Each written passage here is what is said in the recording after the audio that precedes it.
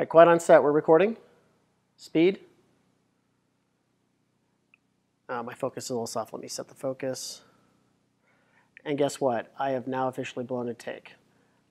The GH5 has a feature that's called a manual focus assist. And whenever you turn the focus wheel, when the camera's in the default setting, it's going to magnify the image, send it through the HDMI cable, and then it's going to affect the image that goes into your external recorder.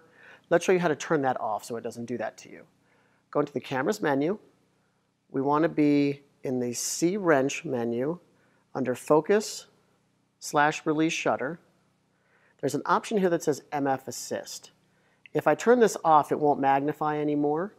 Or I can select this option, and when I have this option selected, I can go ahead and, as you see in the monitor, I can change focus without any problem.